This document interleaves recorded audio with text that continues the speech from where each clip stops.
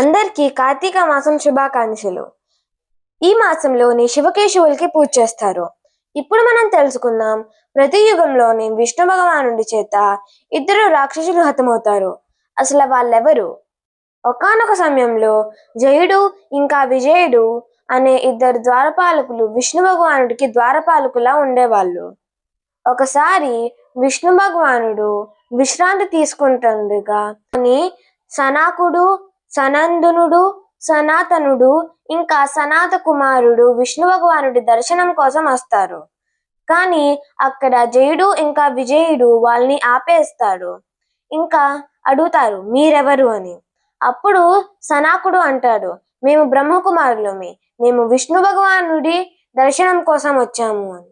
కానీ జయుడు అంటాడు, లేదు, ఇప్పుడు ఎవరు కూడా విష్ణు భగవానుడి దర్శనం చేయకూడదు, ఎందుకంటే విష్ణు భగవానుడు ఇప్పుడు విశ్రాంతి తీసుకుంటున్నారు, వాళ్ళ విశ్రాంతికి భంగం కలగకూడదు అంటారు.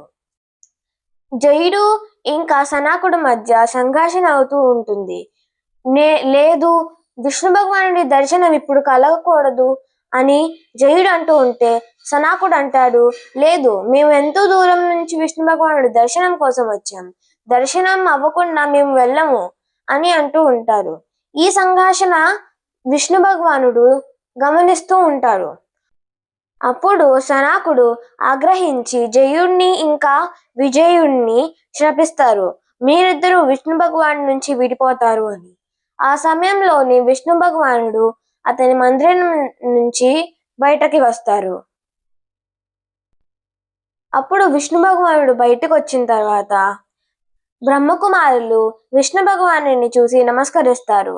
జయుడు ఇంకా విజయుడు విష్ణు భగవానుడి దగ్గరికి వెళ్ళి అంటారు, ఈ బ్రహ్మకుమారులు మమ్మల్ని శపించారు, మీ నుంచి మేము దూరంగా అయిపోతామని, మాకు దీని నుంచి విముక్తి కావాలి, మేము మీ దగ్గర నుంచి దూరంగా వెళ్ళలేము అని అనగా విష్ణు భగవానుడు బ్రహ్మకుమారులకి నమస్కరించి అడుగుతారు, మీరిచ్చిన శ్రాపానికి విముక్తి లేదా అని అంటారు.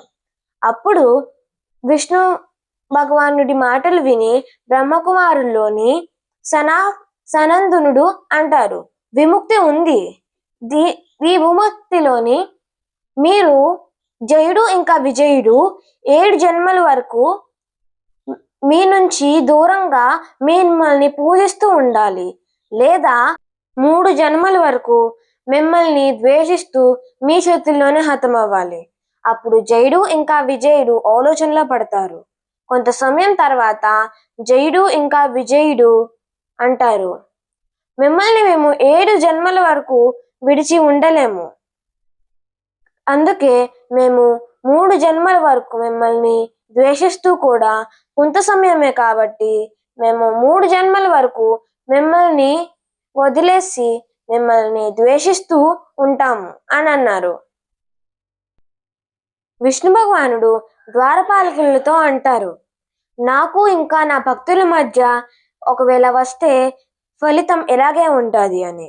అప్పుడు బ్రహ్మకుమారులు వెళ్ళిపోతారు, ఇంకా ద్వారపాలకులు కూడా భూమి మీదకి వెళ్ళిపోతారు.